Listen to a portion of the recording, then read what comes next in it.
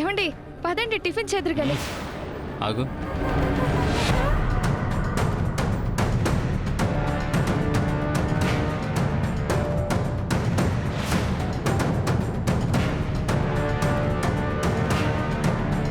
అవును,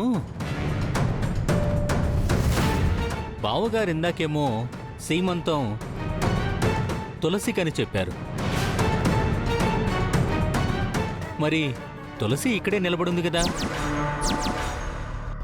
అంటే అక్కడ కూర్చుందెవరు?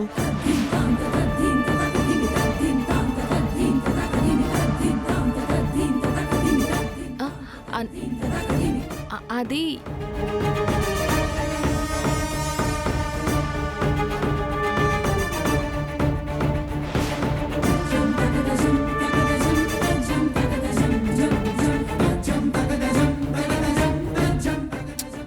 అడుగుతుంటే మాట్లాడరేంటి? అమ్మ జాను, ఒకసారి తప్పుకో. అన్నయ్య అది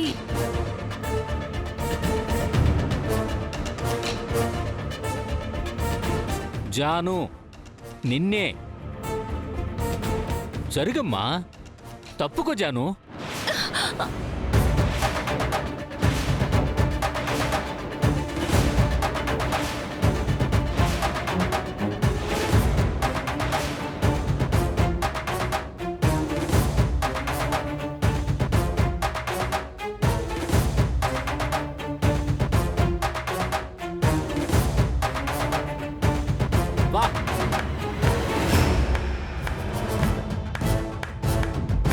సూపర్.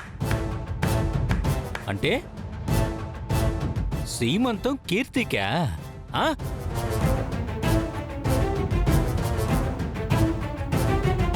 ఏం ప్లాన్ వేశారు అందరూ?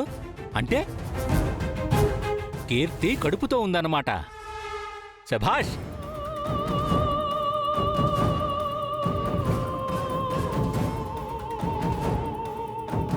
గండికోట రహస్యం అందరూ కలిసి బానే దాచారన్నమాట.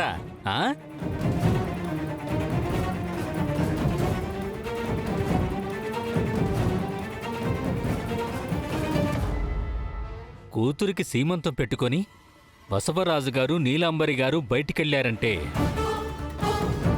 అసలు ఈ విషయం గురించి వాళ్ళకి తెలియకుండా దాచిపెట్టి సీమంతం చెయ్యాలని చూస్తున్నారన్నమాట. అంతేనా?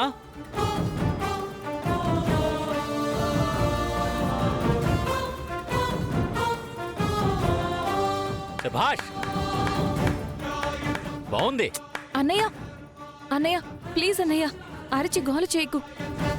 ఎవరికి తెలియదు, తెలిస్తే ప్రాబ్లం అవుతుందనే కదా మేము ఇలా ప్లాన్ చేసింది. అంటే మీరే కావాలని వాళ్ళని బయటికి పంపి ఈ గూడు పుట్టని మొత్తం చేస్తున్నారన్నమాట.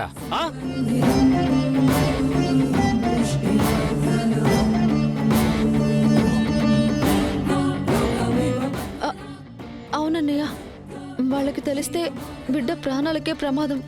అందుకే ఎవరికి తెలియకుండా ఇలా చేయాల్సి వస్తుంది. దయచేసి అర్థం చేసుకో ప్లీజ్.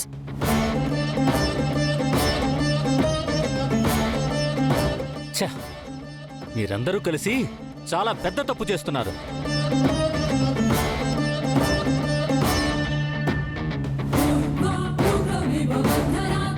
తండ్రికి తెలియకుండా బిడ్డకి సీమంతం చేయడం మహా పాపమే.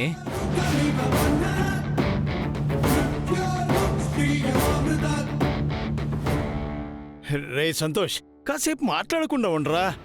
నేను మాట్లాడకుండా ఉంటేనే అదిగో పైనుంచి ఆ దేవుడే చూస్తున్నాడు కదా. పెద్దవాళ్లకు చెప్పకుండా చేస్తే చెప్పించేస్తాడు. రే సంతోష్, మనమంతా ఒక కుటుంబంరా. నువ్విలా మాట్లాడితే ఎలా రా చెప్పు? అందుకేనా నన్ను పిలవడం మర్చిపోయారు? మీరందరూ ఒకటయ్యి ఈ కార్యక్రమం జరిపిస్తున్నారు, అంతేనా?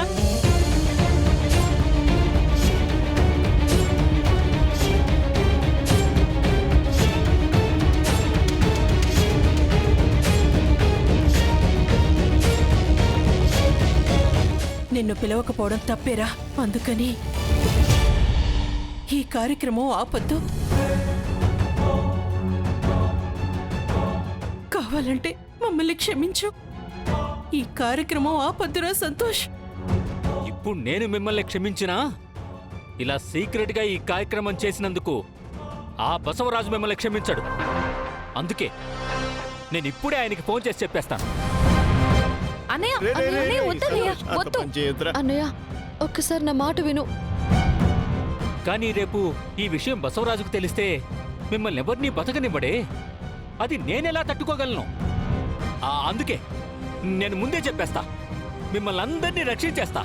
ఇప్పుడే ఫోన్ చేస్తా. రే, రే, అన్నయ్య, సంతోష్, నా వద్దన్నయ్య. మాట విను. అయ్యా టైం అవుతోంది, మీరొస్తే కార్యక్రమం మొదలు పెడదాం. ఒక్క నిమిషం పంతులు గారు. అన్నయ్య అన్నయ్య అన్నయ్య, నా మాట విను, నీకు దండం పెడతాను. వద్దన్నయ్య, ఎందుకు చెప్తున్నావో అర్థం చేసుకో. సరే సరే సరే, మీరు చెప్పినట్టే నేను మీ మాట వింటాను. కానీ మీరే నా అవసరాన్ని గుర్తించట్లేదు.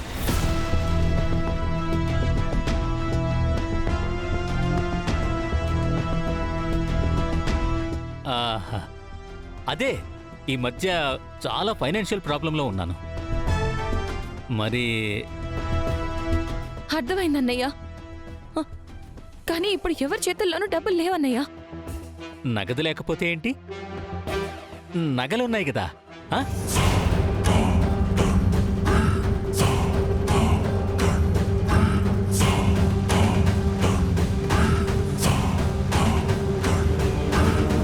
ఛీ, రోజు రోజుకి ఈయన మరీ దిగజారిపోతున్నాడు. అన్నయ్య ఈ గాజులు తీసుకో. తులసి, తీసుకో అన్నయ్య. రేయ్, చెల్లెల దగ్గర గాజులు తీసుకోవడం మహా పాపం రా. అన్నయ్యకి ఇవ్వడం పుణ్యమేలే. ఇటియమ్మా.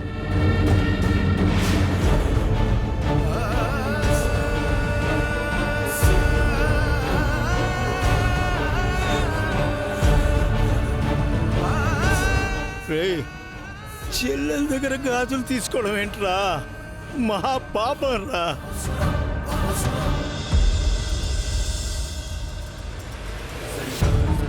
అన్నయ్యకి ఇవ్వడం దానికి పుణ్యమేలే.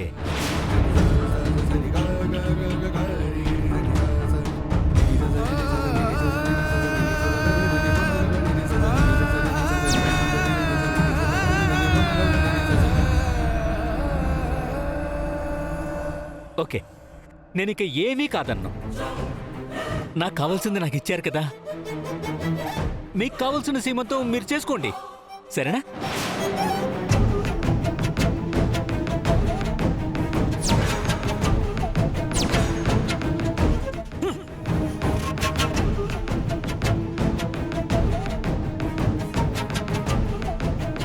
చూసిన చాలు, బయలుదేరండి.